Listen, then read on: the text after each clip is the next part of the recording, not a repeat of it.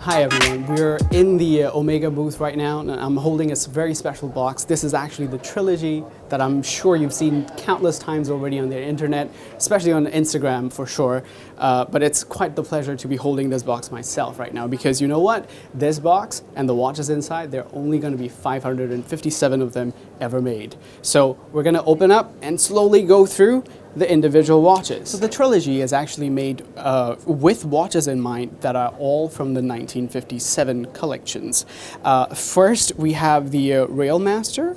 The 1957 Railmaster was initially intended to be used in locations with high electrical fields.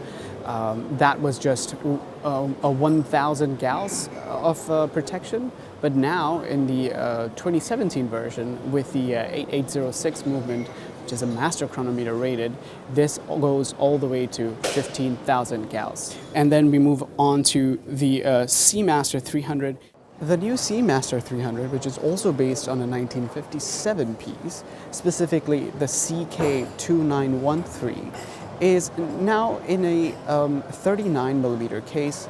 And you can see here that this is also now powered by a master chronometer movement, which is the 8806, the same one that we actually find in the Railmaster. And lastly, this is the Speedmaster Broad Arrow. And of course, this being the 60th anniversary of the Speedmaster, this is one very special timepiece. Now, the 1957 Broad Arrow Speedmaster, which was the reference CK2915, was a special watch because it was the first chronograph ever to have been made with a tachymeter that was printed on the bezel itself. We almost take it for granted now that all chronographs do in fact have their tachymeters or any other kind of scales that the chronograph uses actually on the bezel. But back then when this was first implemented, it was a groundbreaking sort of step that Omega took.